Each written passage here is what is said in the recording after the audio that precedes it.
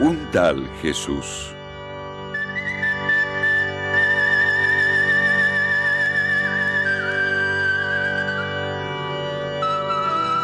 Ojo por ojo, diente por diente.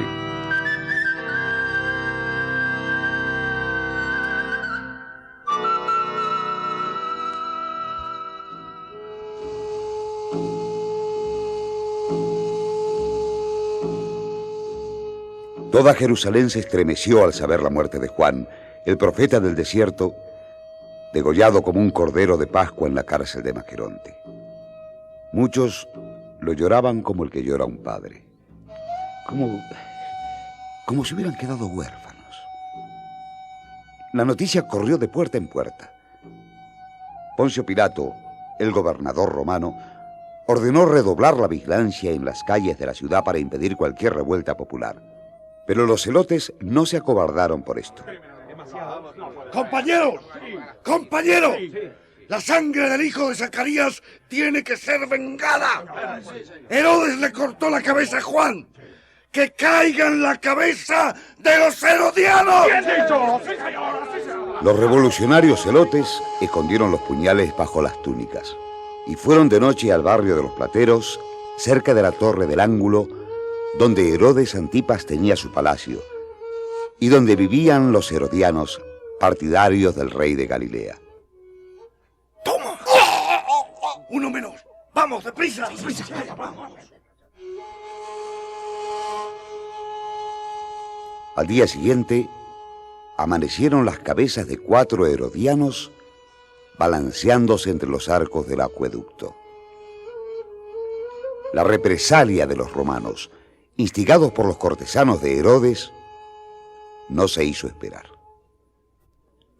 A primera hora de la tarde, cuando el sol hacía hervir la tierra y ondeaban las banderas amarillas y negras en la Torre Antonia, 10 jóvenes israelitas simpatizantes de los celotes fueron llevados a crucificar a la Calavera, la macabra colina donde se ajusticiaba a los presos políticos.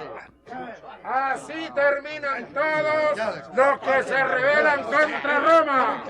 Así terminarán sus hijos si siguen conspirando contra el águila imperial. ¡Viva el César y mueran los rebeldes! ¡Viva el César! ¡Algún día las pagarán, hijos de perra! ¡Algún día!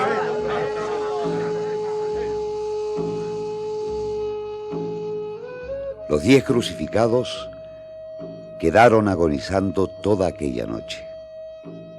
Sus gritos desesperados y sus maldiciones se oían desde los muros de la ciudad.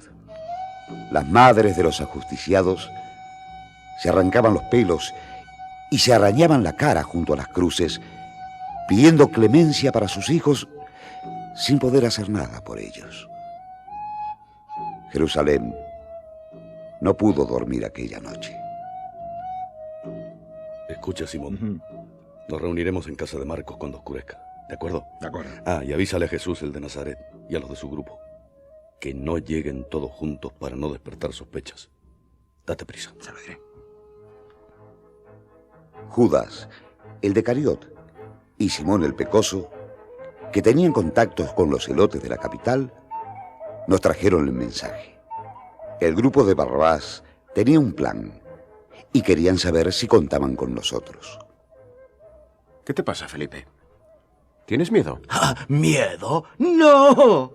Tengo terror. ¿Quién me habrá mandado a mí a venir a esta ciudad? El que no se arriesga nunca hace nada, cabezón. Compañeros, vamos allá a ver qué quieren de nosotros. Vamos. Todas las lámparas estaban apagadas para no llamar la atención de los soldados que patrullaban sin descanso hasta el último rincón de la ciudad. Los saludos fueron en silencio. Después nos sentamos sobre el suelo de tierra y así, entre sombras, Barrabás, el dirigente celote, empezó a hablar. Cabeza por cabeza, compañeros. Herodes degolló al profeta Juan en Maqueronte. Y nosotros vengamos su sangre con las cabezas de 4 traidores. Todavía no hemos limpiado los puñales y ya tenemos que volverlos a usar. Han crucificado a 10 de nuestros mejores hombres. ¡Que su sangre caiga sobre la cabeza de Poncio Pilato! Entonces, ¿qué, Galileos? ¿Podemos contar con ustedes? ¿Contar para qué? ¿Para qué va a ser? Para quitar de en medio a una docena de romanos y a otros tantos judíos traidores. No podemos permitir que esos esbirros nos saquen ventaja. Bueno, ¿qué dicen? ¿Contamos con ustedes? ¿Sí o no? ¿Y luego qué?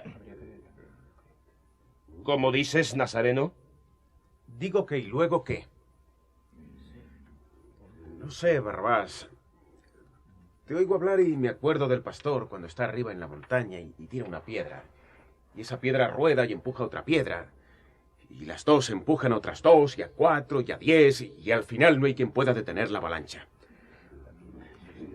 La violencia de la que hablas es peligrosa. Es como una piedra arrojada en la cumbre de una montaña. No vengas ahora con historia, Jesús. La violencia la están haciendo ellos. Pero no lo comprendes. Claro que lo comprendo.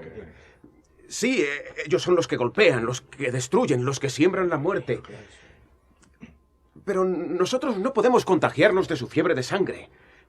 El colmo sería que también lograran hacernos a nosotros a su imagen, gente que solo sabe de venganza. ¡Está bien! ¿Pero qué quieres entonces? ¡Que nos crucemos de brazos! El que se cruza de brazos también le hace el juego a ellos. No, Moisés no se cruzó de brazos ante el faraón. Moisés dijo, ojo por ojo y diente por diente. Sí, Barrabás, pero qué ojos y qué dientes. Los de los 4 herodianos que ustedes degollaron ayer, ¿quiénes eran esos hombres? Dime. ¿Fueron ellos los que asesinaron al profeta Juan? ¿Eran ellos los culpables de toda esta injusticia en que vivimos? O a lo mejor eran unos pobres diablos, iguales que tú y que yo, de esos que los grandes llevan y traen y echan a pelear contra nosotros. ¡Pero maldita sea! ¿Cómo puedes hablar así tú? Precisamente tú. Es que ya no te acuerdas de cómo murió tu padre José. Por eso mismo hablo, Barrabás. Porque sufrí en carne propia el dolor de ver a mi padre apaleado como un perro por haber escondido a unos paisanos cuando el lío de Séforis. He sentido también en mi carne el deseo de venganza. Pero no... Ahora pienso que ese camino no lleva a ninguna parte. ¿Y qué otro camino hay, Nazareno? Nuestro país necesita encontrar una salida. Y la única salida pasa por el filo del puñal. ¿Estás seguro? No sé. Ustedes, los del movimiento, quieren la rebelión del pueblo. Pero yo lo que veo es que la gente todavía está demasiado resignada. Aún tenemos muchas vendas sobre los ojos. ¿No será necesario trabajar primero para que los ciegos puedan ver y los sordos escuchen? ¿Qué ganamos con revanchas de sangre si el pueblo no entiende lo que está pasando? Nosotros somos los guías del pueblo. La gente va a donde la llevan. ¿Y no te parece que eso no sería más que cambiar de yugo? Es el pueblo el que tiene que levantarse sobre sus pies y aprender a andar su propio camino. La salida habrá que hallarla entre todos. La salida verdadera, la única que nos hará libres. Ay, tus palabras son las de un soñador. Pero Dios no sueña tanto como tú. Es Dios el que pide venganza. En el nombre de Dios acabaremos con nuestros enemigos. Tú degüellas a los herodianos en el nombre de Dios, y los herodianos nos crucifican a nosotros en el nombre de ese mismo Dios. ¿Cuántos dioses hay entonces, dime? Hay uno solo, Jesús. El Dios de los pobres. Si estás con Dios, estás con los pobres. Si estás con los pobres, estás con Dios. Tienes razón, Barrabás. Yo también creo en el Dios de los pobres. Es el que liberó a nuestros antepasados de la esclavitud en Egipto. Es el único Dios que existe. Los demás son ídolos que se inventan los faraones para seguir abusando de sus esclavos. Pero... ¿Pero qué? ¿Pero qué? Que hay que amarlos a ellos también. ¿Amarlos? ¿A quién? A los romanos. A los herodianos. A nuestros enemigos. ¿Es un chiste o no te hemos entendido bien? Escúchenme. Y perdónenme si no me sé explicar. Yo pienso que Dios hace salir todos los días el mismo sol sobre los buenos y sobre los malos. Nosotros, los que creemos en el Dios de los pobres, tenemos que parecernos un poco a Él. No podemos caer en la trampa del odio. En esta oscuridad apenas te veo la cara, Nazareno. No sé si eres tú mismo el que me habla. Ese que dicen que es el profeta de la justicia.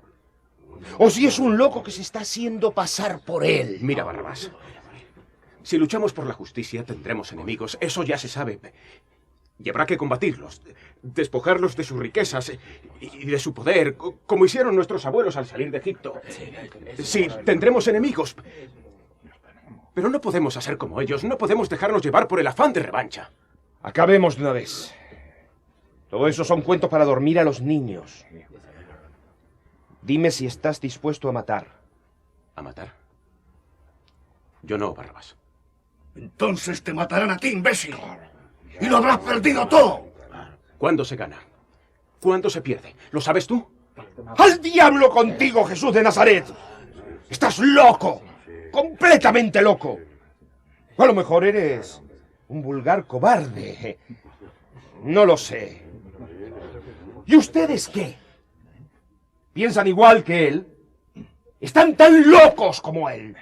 Pedro iba a tomar la palabra para responder, pero en ese momento se nos heló la sangre a todos. ¡Los soldados! ¡Vienen los soldados! Los guardias de Pilato nos han descubierto. ¡Maldición, estamos perdidos! ¡Huyamos! ¡Deprisa! ¡Huyan por el patio! Váyanse ustedes por aquella puerta. ¿Y tú, Jesús? Déjame a mí, yo aguantaría a los soldados hasta que ustedes estén lejos de aquí. ¿Estás loco, Jesús? ¡Te matará! ¡Vete pronto! ¿Pero qué vas a hacer tú? Lo mismo que hizo David con los filisteos. ¡Vamos! ¿Quién anda ahí? ¡Váyanse! Los de Barrabás saltaron con agilidad las tapias que daban a la otra calle. ¡Abran! Nosotros nos escurrimos por el patio de la casa de Marcos y desaparecimos entre las sombras. Jesús se quedó solo.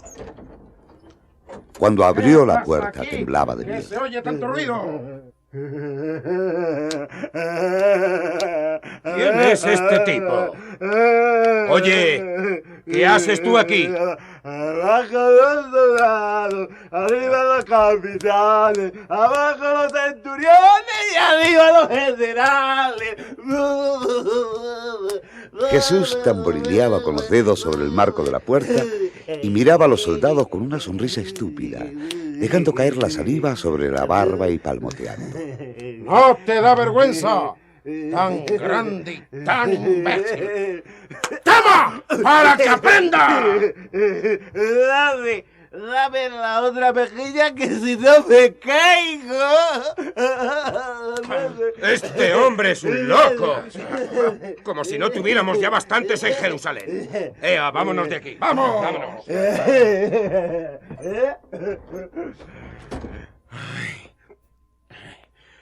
De la que nos libramos.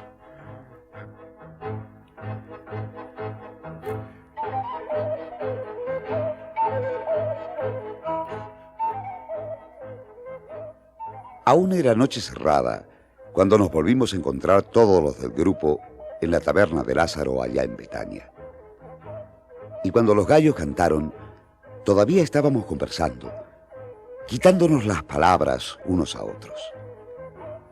El rey David se hizo el tonto para salvar el pellejo. Y el moreno, con el mismo truco, nos lo salvó a todos aquel día. ¿Sí? A veces la astucia sirve más que el filo del puñal.